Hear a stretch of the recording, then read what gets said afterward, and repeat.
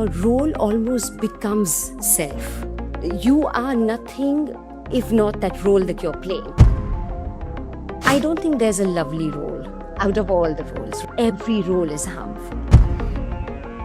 Don't allow someone in your life because you don't want to be seen in a weird way that's still your safe place. What role did you play in your toxic family system? Were you the scapegoat, the truth teller? Maybe you were the golden child, or maybe you were the invisible one. To understand better what happens in toxic family, Dr. Buxani joins me, and she has a new book out called Unseen. I'm very excited to talk to you about your new book, Unseen, particularly because it really talks about an angle in dysfunctional families that we don't hear much discussion around, and that is the invisible child. So first of all, tell us a little bit about yourself and how you decided to write Unseen. I'm a licensed mental health practitioner here in Miami. I started seeing a lot of patterns. A lot of my clients who came in were struggling with toxic relationships, but also then digging a little deeper coming from narcissistic family systems. So I really did want to write something about it because I really think we need to talk about it more. I know we talk about it now much more than we used to, but every piece of information that comes out that I think is so important. This client, she's very close to my heart. I worked with her for quite a few years. So it's really her story. And in talking to her, realized that, wow, she really didn't exist for her family system, which I didn't go into in the book a lot because I really wanted to keep it about the narcissistic father. But she's kind of just invisible to everyone in that family system, in her family system. So that's kind of what inspired me to write, and her journey really, because I think she's come so far from being that person who was not seen and then who was scared to be seen. So she wanted nothing more than to be seen. But every time she was seen, she was so scared and she was so anxious to the person that she is now. So I think it was such an inspiring journey, and that's how Unseen came about. It's interesting. The first thing that hit me is that, and we don't realize it at the time, but the narcissistic family system focuses on roles instead of the really development of self. Well, how have you seen that play out in your work with these individuals? I think your role almost becomes self, right? I think it gets so blended, Kerry, that I feel like you are nothing if not that role that you're playing, right? And again, sometimes those roles are assigned by the parent, but sometimes those roles are adopted by children themselves as a matter of survival. But I really think it becomes just who they are. So they are not able to separate that self from that role that they're playing because they take it into every relationship and every situation that comes up. And the first time you even bring that up, that this was a role that was assigned or that was a role that was adopted because of safety or survival, it takes such a long time for them to understand, wow, that's what happened. I know that when I first heard that, it hit me hard. I grew up in a narcissistic family system. So there were role assignments, and it was kind of fascinating who took what role. So lay them out. Lay what the common roles are that we typically see in these families. I will lay it out, and let me just also say that sometimes kids play more than one role. Yeah, I did. I kind of fluctuated between a few. Because she did too. And my other clients also do, but just even talking about her, she did. But some of the common roles are obviously the golden child, and we've heard about the golden child. So that's the child that's put on a pedestal. But again, it's such a hard place to be because really you're on that pedestal as long as you're doing everything that the parent wants you to do. The minute you don't, you're off that pedestal. So I think the golden child grows up with so much of insecurity because they have to always keep doing what they're doing to be on that pedestal. They're picked just because somewhere the narcissistic parent sees a reflection of themselves in that child. So that's kind of how that child is picked. But again, that doesn't mean that the child is going to remain in that role forever or be given that pedestal forever. It depends on how much you are doing for the parent. Yeah, and we often end up thinking that that role is the ideal role, like they're the lucky person. No. They're not, are they? No. There's nothing lovely about being the golden child. It's really not. I don't think there's a lovely role out of all the roles, right? So there isn't one better than the other. It's just they're different. And I think they're so harmful in different ways, but every role is harmful. The next one is the scapegoat, right? So we hear about the scapegoat a lot, and that one's the chosen one. I feel like that's the role that the child is given when there's something about that child that reflects a quality in the parent that they don't like. So if there is a narcissistic father, and we all have a feminine and a masculine side, right? Every human being. But if that feminine side of that narcissistic father is something that he despises, the daughter that is the most feminine is going to be the scapegoat. Interesting. I know you separate this out because you talk about the truth seer and the truth teller. I often sort of seen that the truth teller sometimes is the scapegoat as well. Yes, could be. And that's what I'm saying. They play a lot of roles. So the reason I separate the truth seer and the truth teller is only because sometimes you see the truth, but you don't actually say something because that takes a different kind of courage. And for some, they might be seeing it and also saying something about it. So Okay. but yes, but any of these, Kerry, like the invisible child, she was the truth seer. She was also the truth teller. So at some point, she also became that scapegoat. So you can actually, in one family system, children can play multiple roles and children can play different roles at different times. Yeah. So the scapegoat is, like you said, sort of some undesirable trait or something about that individual that makes them sort of the target. I almost see them as they seem to hold the shame for the family. They do. Yes, when a child is playing that scapegoat role, that child is holding the shame for the narcissist because it's really something that the narcissist hates about themselves. And they hate a lot of things about themselves, but there's that one characteristic that they just cannot stand. And if the child who they see that characteristic in, that's the scapegoat. That's fascinating. I frequently fluctuated between the scapegoat and I was sort of the parentified child. Right. A lot. It's the caretaker a lot. Yes, So, of course. yeah. So the next one then, what would you see the next one as? I would, so then the invisible child, of course, we've talked about that a little bit. The child doesn't really exist. I don't even know why you're here. You're just an inconvenience. Do you think the parents feel that way about that child? I sort of took it as they get lost. They just sort of disappear. No, I think they are an inconvenience. Ooh, So as long as the interesting. child is there, Kerry, and not asking for anything, that's fine. But the minute the child is sick or there's some issue with the child, they become an inconvenience.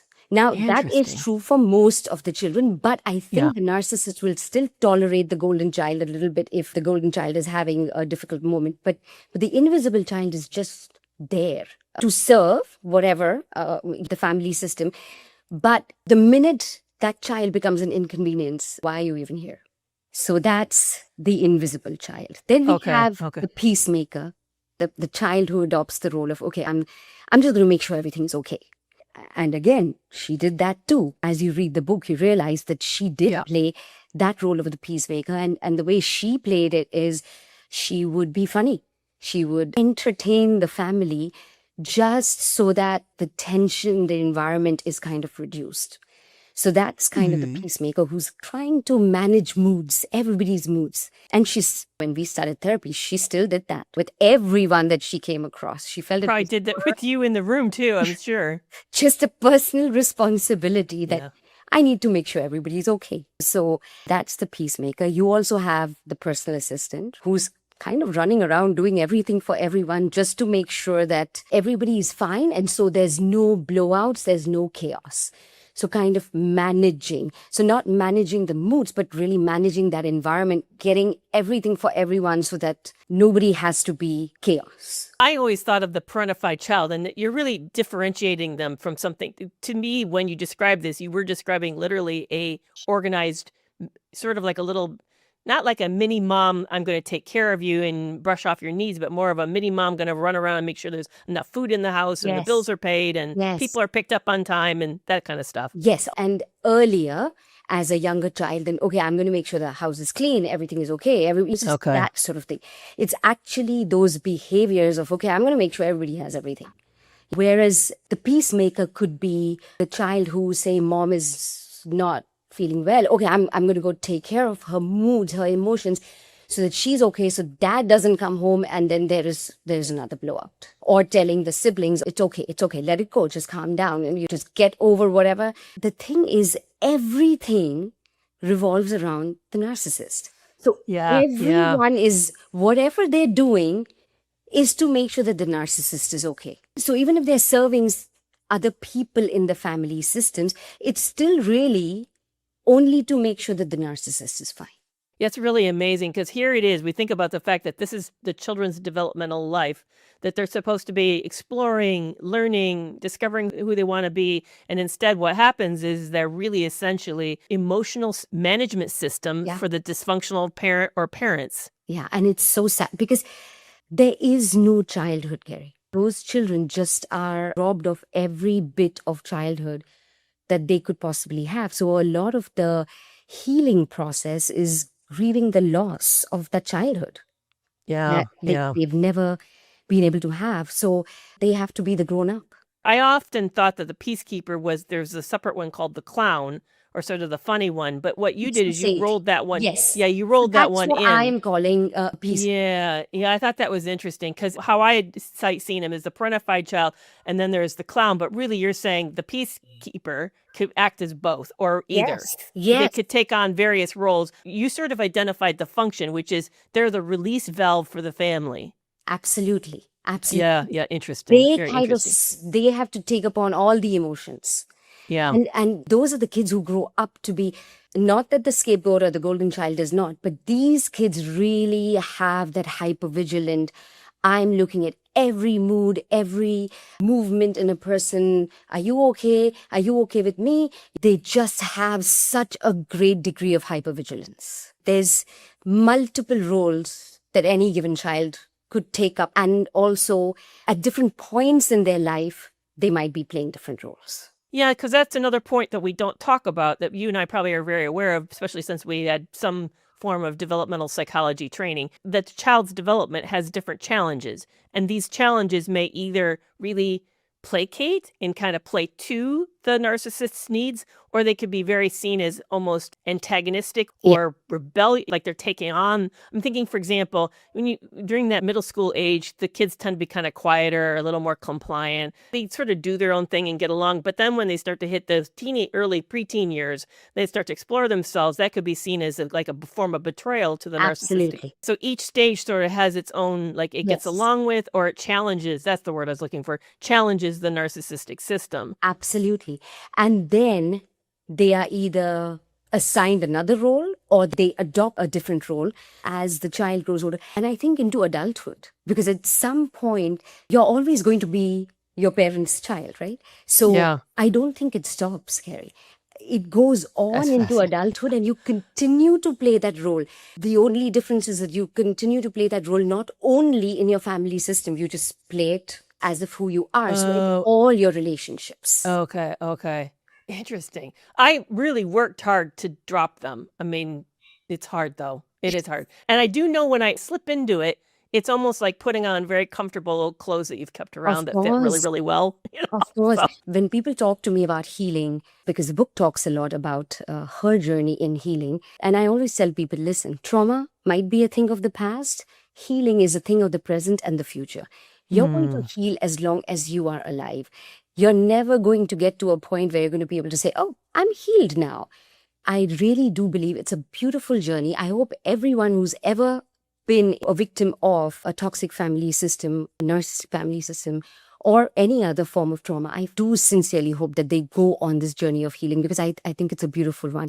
But it's a lifelong journey. And it's scary because when you step out of them, you do end up, it's almost like Chicken Little thinking the sky is going to fall. You do feel like the sky is going to fall or something will implode when you stop. That's, I think, where I want to jump into next is why these roles? Why did these families set up roles this way? Can you kind of get into what function overall does the children's roles play?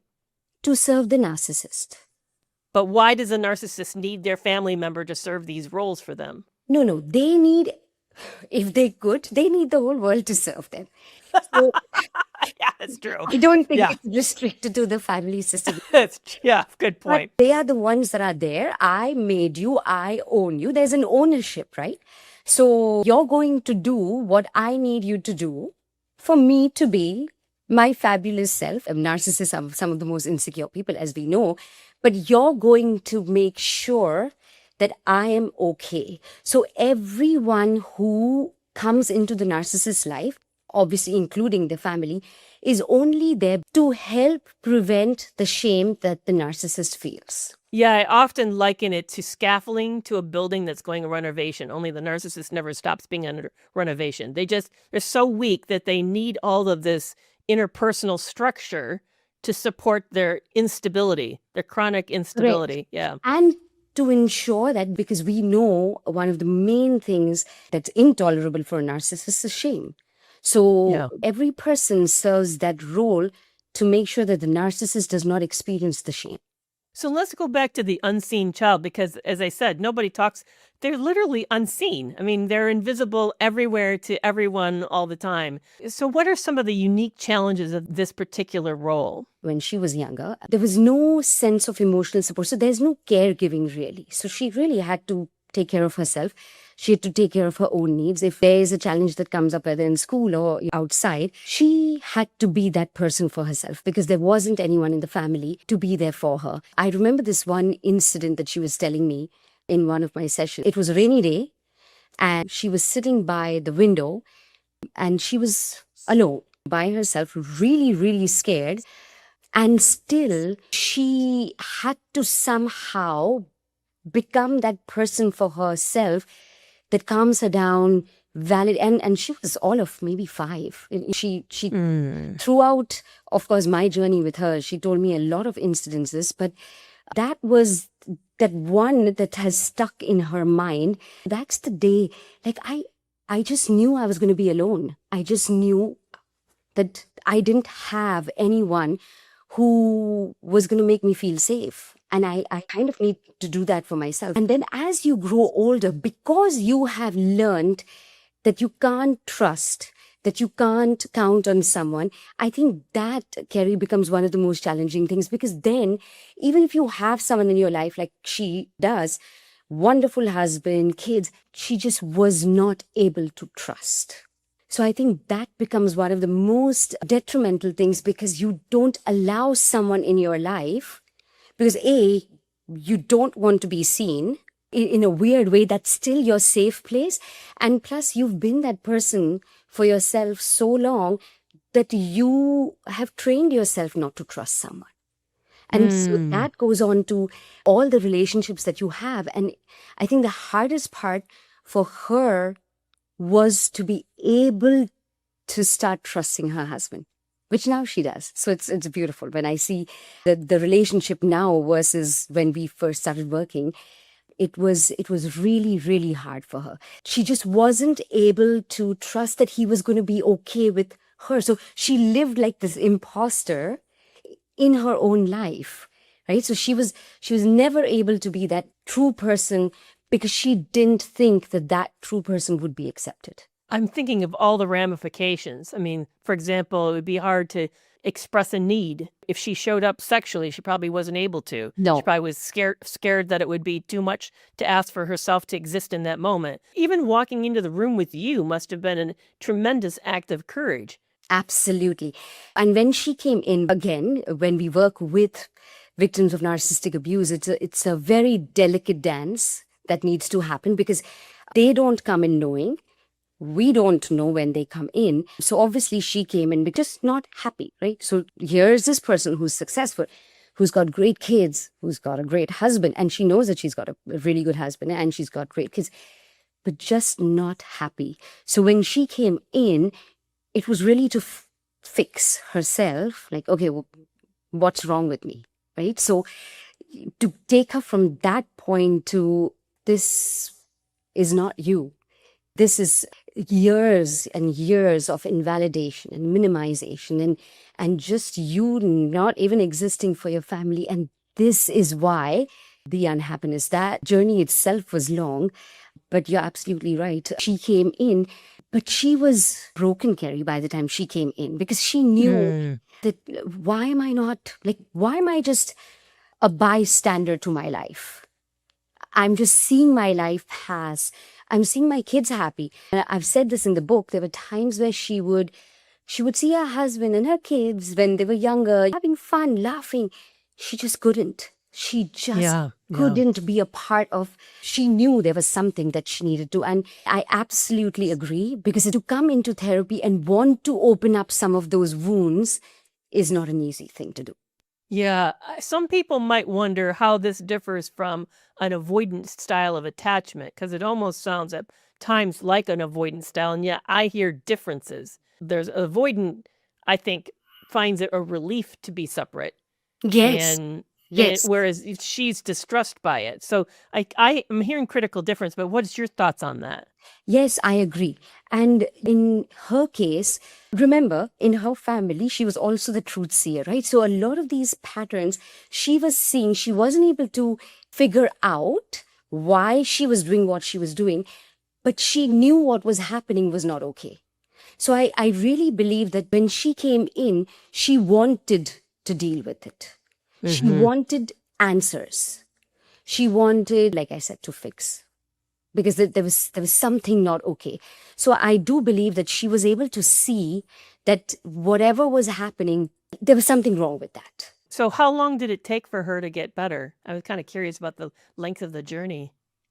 So she Although if as if we ever arrived, you said we I don't was arrive. going to say she's still with me, Kerry. Yeah. I think to get that whole journey from when she first came to when I wrote the book, about 7 years. Wow.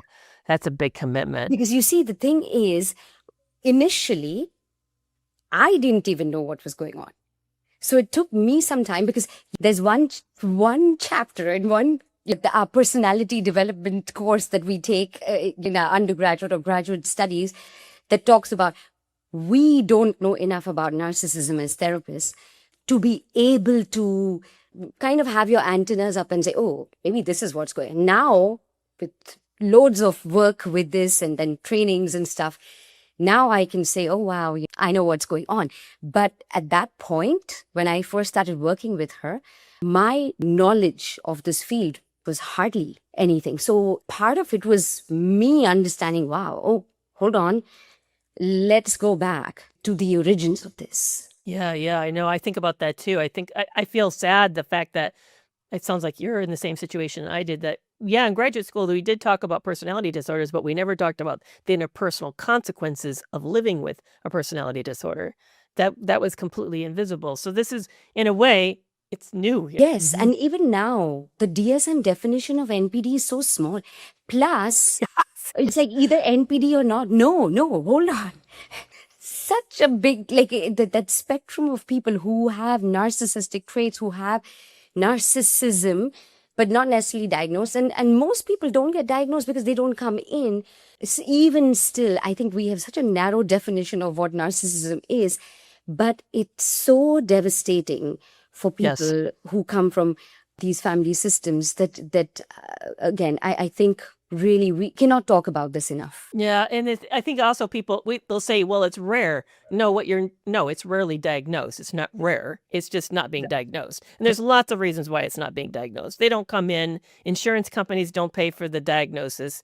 And then on top of it, I was actively discouraged from diagnosing them in the office because I would be leaving them with a permanent label, and I was told that was harmful. So I was discouraged from identifying it. Yes. There's lots and lots of reasons why but it's way more occurring than we think it is. Yes, 100%. The latest research is what, 13, 18%? I mean, 1 in 6 people. That's a lot of people. That's a lot of people. And here's the thing. It's like an octopus, right? Because one person, but your arms are spread, because you're affecting so many people. And then those people go to affect other people in their lives. Yes. A big part of where intergenerational trauma comes from is these family systems, because it just keeps perpetuating. I agree. I once took a conservative view. I said if like 6 to 7% of people have it, and they have an average of 10 people in their lives, Ben, those numbers are small. That's not actually, it's way more than that. I counted in the United States, it would be 160 to 180 million people affected. Wow. It's a lot of people. That's a lot of people. Exactly. Yeah. So I agree with you. And Gary, and it's those people then affecting the people who are in everyone their else. lives, right? So Yeah. it's It's an very epidemic, widespread. actually. Yeah. So I would love to jump over to the podcast extra and talk about what does healing look like in sort of a practical sense, a how-to sense. So if somebody's resonating today and say, I'm thinking I'm the invisible child in my family of origin, let's talk about what maybe some first steps they can do to begin to heal. But how can people learn more about you and more about the book Unseen? About me, my website, drrachnabuxani.com. Instagram handles Rachna Buxani Mirpuri. Mirpuri is my after marriage name, the last name. But Facebook, Instagram, YouTube, I actually have a YouTube channel, so you could go find me there. Unseen is available on all the major platforms. It's on Amazon, Barnes and Nobles, wherever you get your books, you're going to be able to get Unseen. I also want to add, Kerry, that the proceeds of the book are going for human trafficking. I've actually partnered with the Human Trafficking Coalition in Miami. So all the proceeds are actually going to them. So not only would you be learning a little bit more about maybe yourself or somebody who you know, but also really donating to a very good cause. Oh, thank you so much for that. That's really lovely. And it's really wonderful to meet you today. This was a fascinating discussion. Thank you. Thank you so much, Kerry, for having me. It's 2 a.m. again, and you're replaying that whole conversation over, and you're wondering to yourself, was it really that bad, or maybe I'm just being dramatic? So you start to draft that I'm sorry text again, because the guilt that you're feeling or the confusion you're experiencing is just unbearable. And you know this loop because you've been there before, but I want you to know that you're not alone. I'm Dr. Kerry McAvoy. I'm a retired psychologist, and for 25 years, I've been helping people untangle exactly what toxic relationships do to your mind, how they create the confusion, the self-doubt, and that trauma bond that keeps pulling you back in. Here's the truth. Recovery isn't about getting more information. It's about having the right support in the exact moment you need it. That's why I've created Reclaim You. It's a private, always available coaching app built from my work and my content, organized into an extensive library that you can actually use when you're triggered. Inside it, you'll get 5-minute lessons when your brain can't handle a deep dive, check-ins that meet you exactly where you are, whether you're feeling strong, shattered, or numb, boundary scripts that help you say no without over-explaining, grounding tools that work fast when you're activated, and progress tracking so you can see proof you're healing even on days when it feels like you're not. There's no appointments, no waiting, no judgment, just practical support right when you need it. Reclaim You, real help in real time, right in your pocket. And it's a coaching support, not therapy or emergency care. Learn more at studio.com/Dr. Kerry. So start your healing today and reclaim you.